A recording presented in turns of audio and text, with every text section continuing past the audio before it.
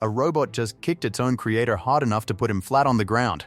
He said on camera, without the protective gear, that kick would have shattered bones. And then the robot stood back up before he did.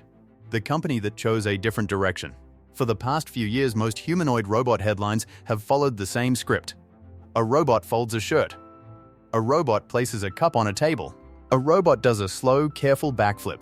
The coverage is always enthusiastic, and the robots always look like they are one wrong command away from toppling over. Engine AI, a Shenzhen-based robotics company, looked at that entire landscape and chose a completely different direction. Their focus with the T800, yes, named after the Terminator, was never on building something helpful or adorable. They wanted to build something physically imposing, something that could take punishment, deliver force, and keep operating when the environment became chaotic and unpredictable. While every other company was optimizing for warehouses and living rooms, Engine AI was building for scenarios where things go wrong. The result is a machine that stands 1.8 meters tall, runs on an aviation-grade aluminum frame, and generates over 450 Newton-meters of torque at its joints. For context, that is more rotational force than most professional athletes can produce with their own bodies. It sees the world through a full 360-degree LiDAR system and stereo cameras processing the environment in real time. It runs for up to 4 hours of intense continuous movement on a solid-state battery. Not slow walking. Active, dynamic movement for 4 hours straight. The kick that made everybody a believer. When Engine AI first released footage of the T800 throwing spinning kicks and full-force combat strikes, the reaction online was almost universally skeptical. The movements looked too precise, too controlled, too smooth. Comment sections filled up with people calling it computer-generated, arguing that the physics were wrong, insisting no machine built today could move like that. So Engine AI's CEO Xiaotong Yang did something that most executives would consider genuinely insane.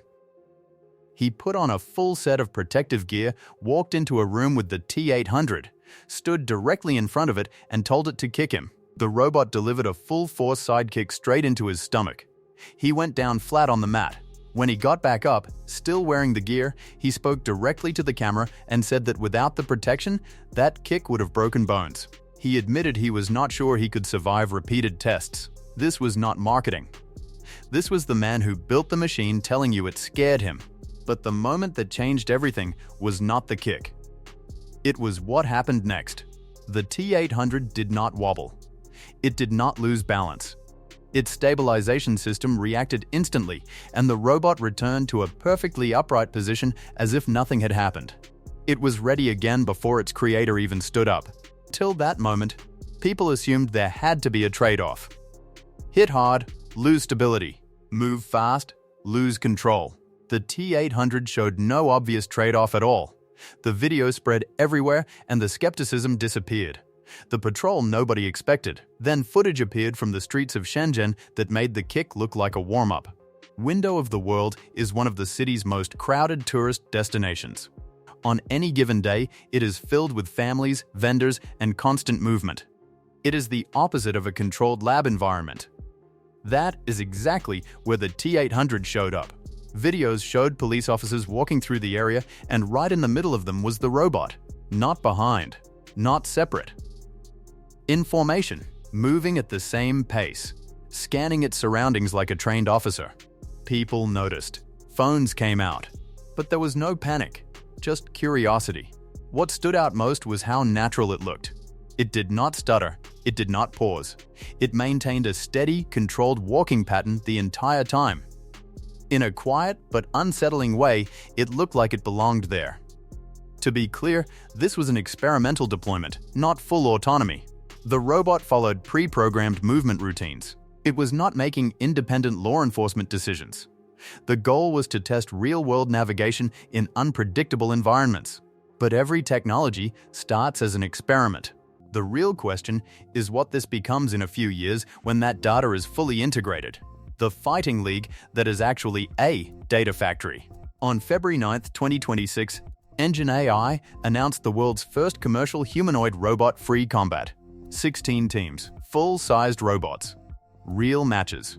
Real knockouts. They called it the ultimate robot knockout legend. Each match follows a simple rule. Best of 3 rounds. If a robot falls and cannot stand within 10 seconds, it is a knockout. If a human operator has to step in twice, it is a technical knockout. Humans handle strategy outside the ring. But inside the fight, everything is controlled by AI, balance, strikes, defense, recovery, all in real time. 16 teams joined, including research labs, startups, and independent engineers. Engine AI gave each team a T-800 for free. Millions of dollars in machines distributed before a single match. The prize is a championship belt made of 10 kilograms of gold, worth over $1.44 million. But the real goal is not entertainment. It is data. Every impact, every fall, every recovery is recorded. The system learns how force travels through the robot, how balance adjusts, and how movement adapts under stress. This kind of real-world testing can accelerate development by more than 30% compared to lab-only conditions. That is a massive difference. Engine AI did not just build a robot. They built a system to evolve it faster than expected, the billion-person audience, while Engine AI was running street patrols and organizing robot fights. China's Spring Festival Gala is the most watched television event in the world, with over 1 billion viewers. It is not a place for risky experiments, but Unitree took the risk. On February 16, 2026, dozens of Unitree G1 humanoid robots performed live on stage alongside children. They executed full martial arts routines, spinning strikes, staff movements, coordinated kicks, all requiring precise balance and timing. Every robot operated fully autonomously. No remote control, no human intervention. Each one processed movement in real time. Not one robot fell. Compare that to their 2025 performance, where larger H1 robots performed simple synchronized movements. The difference in just 1 year is massive. The G1 starts at around $16,000. Advanced versions reach about $60,000. For humanoid robots, that is extremely low. A robot that knocked its creator to the ground and stood ready again before he recovered. A machine walking through public patrols in one of the world's busiest cities.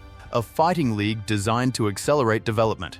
And 1 billion people watching robots perform martial arts live. This is not the future. This is 2026. Drop a comment. If the T-800 walked into your city tomorrow, would you feel safer? Or watched?